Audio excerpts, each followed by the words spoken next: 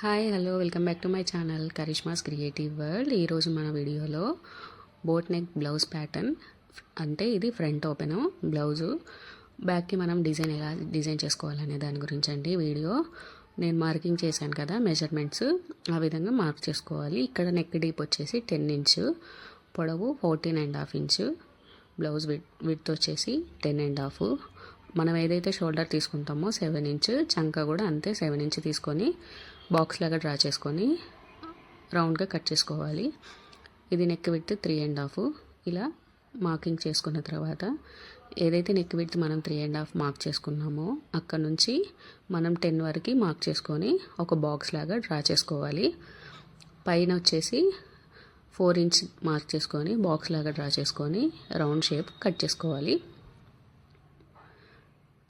తర్వాత వచ్చి మనం పైన 4 ఇంచ్ తీసుకున్నాం కదా, అక్కడ నుంచి ఒక 2 ఇంచెస్ వదిలిపెట్టేసి మిగతా మార్కింగ్ని మనం మార్క్ చేసుకోవాలి. ఈ విధంగా మళ్ళీ నెక్ విడ్త్ వచ్చేసి 3.5, కింది వరకు ప్యాటర్న్ 14.5 ఉంది కాబట్టి, అంటే 4, 6 తీసేస్తే 10, 9.5 వరకు ఉంటుంది మనకి కింద. అలా మనం బక్రాన్ని తీసేసుకొని సేమ్ బ్లౌజ్ ప్యాటర్న్ ఎలా ఉందో స్క్వేర్ షేప్లో అలా ఎక్స్ట్రా తీసుకోవాలి. ఇంకొక 1 ఇంచ్ ఎక్స్ట్రా తీసుకొని మనం స్క్వేర్ షేప్ తీసుకున్నాం కదా, అందులో ఇప్పుడు మనం సర్కిల్, అంటే నార్మల్గా మనం సర్కిల్ ఎలా చేస్తామో 1 ఇంచ్ మార్క్ చేసుకొని రౌండ్ షేప్ డ్రా చేసుకోవాలి. తర్వాత పక్కన 1/2 ఇంచ్ ఎక్స్ట్రాతో ఇంకొక రౌండ్ షేప్ని డ్రా చేసుకోవాలి.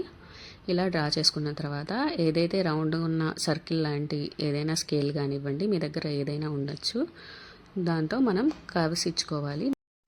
ఇలా నా దగ్గర సర్కిల్ లాంటి స్ట్రైకర్ ఉంది కాబట్టి దాంతోనే నేను మార్క్ చేశాను. మీ దగ్గర కనుక స్కేల్ ఉంటే స్కేల్తో మార్క్ చేసేసుకోండి. ఇలా ఇది 2 ఇంచెస్ అండి, 2 ఇంచెస్ సర్కిల్ అన్నట్టు ఇలా మార్క్ చేసుకోవాలి. ఈ విధంగా మార్క్ చేసుకున్నాక మనం ఇదే షేప్లో బక్రంని కట్ చేసుకోవాలి. ఇలా పక్కకు పెట్టేసుకోండి. ఇప్పుడు మనం ఏదైతే లైనింగ్ కట్ చేసుకున్నాం కదా, దాన్ని అసలు క్లాత్ మీద వేసి స్టిచ్ చేసుకోవాలి. ఇలా లైనింగ్ని అసలు దానికి వేసి అటాచ్ చేసేటప్పుడు ఏంటంటే ఎప్పుడు కూడా అసలు క్లాత్ పైకి ఉండేటట్టు చూసుకొని అటాచ్ చేసుకోండి. అప్పుడు ఏంటంటే ఎక్కడైనా ముడతలు వచ్చినా, ఎక్కడైనా కరెక్ట్ రాకపోయినా మనకి ఈజీగా అర్థమవుతుంది, టైం కూడా సేవ్ అవుతుంది. ఇలా నేను చెప్పిన టిప్ ఫాలో అవ్వండి, ఖచ్చితంగా తొందరగా స్టిచ్ చేసుకోవచ్చు బ్లౌజ్ అనేది. ఇలా మనం లైనింగ్ని అటాచ్ చేసుకోవాలి. ఇలా అటాచ్ చేసుకున్న తర్వాత ఎక్స్ట్రా క్లాత్ని కట్ చేసుకోండి.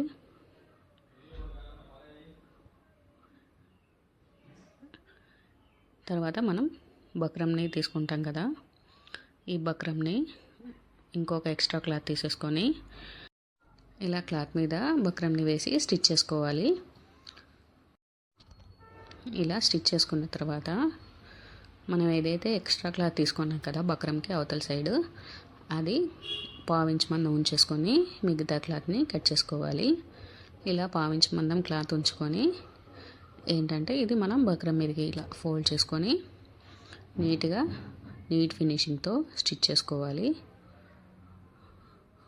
ఇలా బక్రంని స్లోగా మూవ్ చేసుకుంటూ నెక్ ప్యాటర్న్ని ఇలా ఎడ్జెస్ అనేది స్లోగా స్టిచ్ చేసుకోవాలి. ఇప్పుడు మనం నెక్ పార్ట్ అనేది రెడీ అయిపోయింది కాబట్టి ఇప్పుడు అసలు క్లాత్ ఏదైతే ఉందో అది తీసేసుకొని మిడిల్ పాయింట్ ఉంది కదా, మిడిల్ దగ్గర మనం స్ట్రైట్గా మార్క్ చేసుకోవాలి. మనకి పైన నెక్ దగ్గర 4 ఇంచెస్ రౌండ్ కట్ చేసుకున్నాం కదా, ఆ 4 ఇంచెస్ అండ్ కిందికి వచ్చేసి ఈ నెక్కి మధ్యలో గ్యాప్ 2 ఇంచెస్ ఉంది. ఆ 2 ఇంచెస్ వదిలేసి ఏదైతే మిడిల్ పాయింట్ ఉందో మిడిల్ పాయింట్ని చూసుకొని ఎడ్జెస్ అనేది చూసుకొని కరెక్ట్గా పెట్టేసుకొని సైడ్ ఎక్కడికి జరగకుండా మూవ్ అవ్వకుండా మనం ఏంటంటే పిన్స్తో పిన్ చేయాలి. ఇలా చేస్తే ఏంటంటే మనం స్టిచ్ చేసేటప్పుడు బక్రం అనేది కదలకుండా ఉంటుంది, నెక్ అనేది ఫినిషింగ్ అనేది నీట్గా వస్తుంది. ఇలా పిన్ పెట్టుకున్న తర్వాత మిడిల్ లైన్ ఏదైతే మనం మధ్యలో మార్క్ చేసుకున్నామో అలా ఒక స్టిచ్ వేసుకోండి. అలా స్టిచ్ వేసుకున్న తర్వాత ఇప్పుడు ఏదైతే మనం బక్రం కట్ చేసుకున్నామో బక్రం మీద స్టిచ్ పడకుండా ఓన్లీ క్లాత్ మీద స్టిచ్ పడేటట్టు సేమ్ అదే షేప్లో మనం స్టిచ్ అనేది వేసుకోవాలి. ఇలా స్టిచ్ వేసుకునేటప్పుడు మధ్యలో మిడిల్ దగ్గర సూదిని ఆపేసి మళ్ళీ స్లోగా మూవ్ చేసుకోండి. అక్కడ అనేది పాయింట్ అనేది సూది దగ్గర అక్కడ ఆపేసి పాయింట్ అనేది ఇచ్చుకొని స్లోగా మూవ్ చేసుకోండి. నెక్ వేసేటప్పుడు ఎప్పుడు కూడా బక్రం మీద మనకు స్టిచ్ రావాల్సిన అవసరం లేదు. బక్రం పక్క నుంచి ఎడ్జ్ స్టిచ్ వేసుకోవాలి. అలా వేసుకుంటే ఏంటంటే బక్రం అనేది ఫినిషింగ్ అనేది చాలా నీట్గా ఉంటుంది. ప్లస్ మనకి చూడడానికి చాలా అందంగా కనబడుతుంది బ్లౌజు.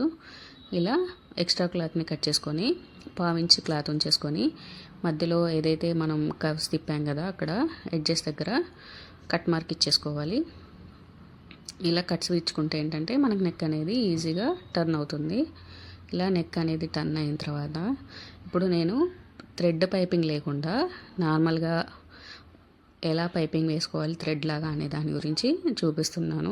ఇది pink sari, orange opposite colour అండి. బ్లౌజ్ వచ్చేసి పింక్, శారీ వచ్చేసి ఆరెంజ్ కలర్ కాబట్టి నేను ఆరెంజ్ని తీసుకున్నాను ఆపోజిట్ కలర్. ఇలా ఆరెంజ్ ఫ్యాబ్రిక్ తీసుకున్నాను కదా దాన్ని స్క్వేర్ షేప్లో కట్ చేసుకొని అంచులు స్టిచ్ చేసుకున్న తర్వాత ఇలా మనం ఏదైతే షేప్ ఇచ్చుకున్నామో ఆ ఎడ్జ్ కుట్టు ఉంటుంది కదా మనకి చిగురు కుట్టు వేసుకోవాలి. క్లాత్ని కూడా క్లాత్ మీద వచ్చేటట్టు అలా మనం మూవ్ చేసుకుంటూ చిగురు కుట్టు వచ్చేటట్టు స్టిచ్ చేసుకోవాలి స్లోగా.